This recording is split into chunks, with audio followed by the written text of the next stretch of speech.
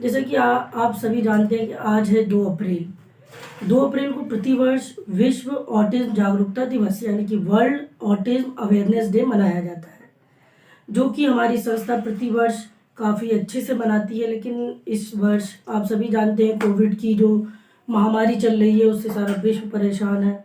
इस कारण से जो है हमें ये जागरूकता का जो प्रयास है हमारा वर्चुअली करना पड़ रहा है। तो जैसे मैंने बताया कि 2 अप्रैल आज है विश्व ऑटिज्म अवेयरनेस डे। तो ये बनाने की शुरुआत कैसे हुई वो मैं आपको बताता हूँ। इस संयुक्त राष्ट्र की जो सभा है उसमें 2007 1 नवंबर को एक प्रस्ताव पारित किया गया ऑटिज्म डे मनाने के लिए, जिसको कि अपनाया गया 18 दिसंबर 2007 को। इसके अनुसार हम जो है ऑटिज्म डे मना रहे हैं 2002 अप्रैल से कंटिन्यू प्रतिवर्ष। और इसका जो मुख्य उद्देश्य है वो ऑटिज्म के प्रति लोगों में जागरूकता लाना, क्योंकि आजकल जो है ऑटिज्म के मामले काफ़ी बढ़ गए हैं। और यदि हम ऑटिज्म डे मना रहे हैं तो इसके लिए पहले जानना ज़रूरी होगा कि ऑटिज्म होता क्या है। यदि अवेयरनेस हमें करना है तो ऑटिज्म होता क्या है। देखिए, जैसे ऑटिज्म जो है, जिसको हम ऑटिज्म स्पेक्ट्रम डिसऑर्डर भी कहा जाता है, ये एक जटिल स्थिति है जिसमें सामाजिक और संप्रेषण में, सोशलाइजेशन में और कम्युनिकेशन में काफ़ी प्रॉब्लम्स होती हैं। मुख्य परेशानी ऑटिज्म में यही होती है। यदि हम देखें तो इसके जो कैरेक्टर होते हैं यानी कि लक्षण, उसमें सबसे पहला लक्षण होता है, यदि हम इसको पहचानने की ओर ध्यान दें तो पहला लक्षण होता है आँख से आँख नहीं मिलाते। ये बच्चे अपनी ही दुनिया में लीन रहते हैं, किसी एक काम में लग जाते हैं तो वही करते रहते हैं, अजीब सी आवाज़ें निकालते हैं और बार बार एक ही काम को रिपीट करते हैं, यानी कि रिपीटेटिव बिहेवियर होता है। और यदि इनकी दिनचर्या में आपने थोड़ा सा भी बदलाव कर दिया तो ये हाइपर एक्टिव हो जाते हैं। तो ये कुछ मुख्य लक्षण है। इसके अलावा भी बहुत से लक्षण होते हैं, बच्चों में बहुत सारी समस्याएं होती हैं, लेकिन मुख्य लक्षण ये है आँख से आँख ना मिलाना, बात किसी से नहीं करना, और तीसरा जो है इनकी दिनचर्या में बदलाव ये नहीं बर्दाश्त कर पाते हैं। और उसके बाद है अजीब अजीब आवाज़ें निकालना और बार बार एक ही काम को करते रहना, यानी रिपीटेटिव बिहेवियर करते हैं। और ऑटिज्म जो है वो मुख्यतः जो है 4 प्रकार का होता है।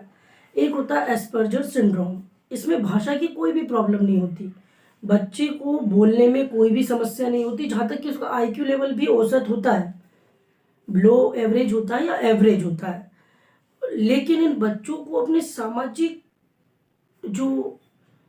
सामाजिक मूल्यों को समझने में, सामाजिक संप्रेषण करने में बहुत समस्याएं होती हैं। अपना ये चीज़ सही है, ये गलत है, एक अनुमान नहीं लगा पाते हैं। तो ये एस्पर्जर सिंड्रोम जो इसका टाइप है उसमें ये मुख्य समस्या होती है। दूसरा होता है क्लासिकल ऑटिज्म। क्लासिकल ऑटिज्म जैसे कि नाम से ही है, क्लासिकल ऑटिज्म में क्या होता है कि बच्चे जो होते हैं, ऑटिज्म में मेन समस्या क्या होती है, सामाजिक और संप्रेषण की, कम्युनिकेशन में और सोशलाइजेशन में इनको बहुत ज़्यादा प्रॉब्लम होती है।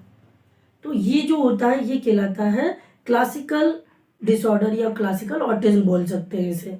और फिर होता है चाइल्डहुड डिस इंटीग्रेटिव डिसऑर्डर। ये जो होता है ये काफ़ी देखा जाए तो एक अजीब तरीके से सामने आता है। जो बच्चा इससे पीड़ित होता है उसमें 2 साल तक नॉर्मल बच्चे की तरह डेवलपमेंट होते हैं, लेकिन 2 साल के बाद क्या होता है, उसके जो जितने भी डेवलपमेंट है वो धीरे धीरे उन सारी चीज़ों को खोता जाता है, जिससे माँ बाप को लगता है कि वो भूलता जा रहा है। तो इस डिसऑर्डर में वो धीरे धीरे वो सारी एक्टिविटी जो 2 साल तक कर रहा था धीरे धीरे उनको करना बंद कर देता है, और उसमें दूसरे बिहेवियर इश्यूज सामने आ जाते हैं। जैसे 2 साल तक वो आई कांटेक्ट दे रहा था, बोलने पर ऑर्डर फॉलो कर रहा था, लेकिन उसके बाद वो धीरे धीरे वो सब चीज़ें जाने लगती हैं।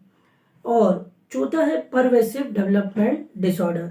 देखिए, इसमें क्या होता है, ये ऑटिज्म की तरह इसमें बच्चे व्यवहार करते हैं।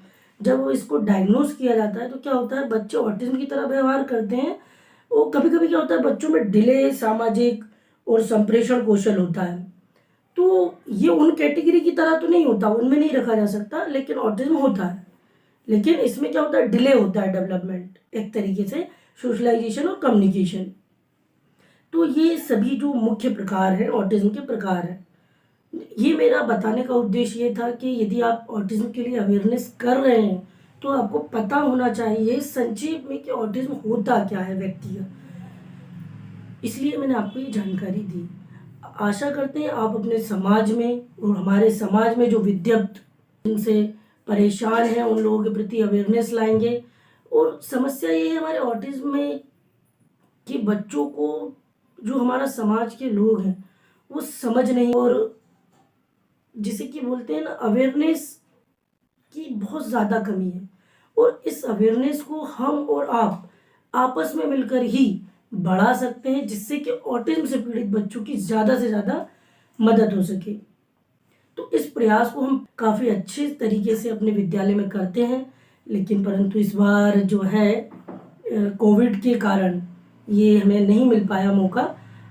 तो इस बार हमने सोचा है वर्चुअली करें और ज़्यादा से ज़्यादा लोगों को इसमें जोड़ें, ताकि ऑटिज्म की समस्या जो जो बच्चे हैं उनको उनके प्रति अवेयरनेस ज़्यादा से ज़्यादा हो सके और समाज में एक अच्छा मैसेज जाए।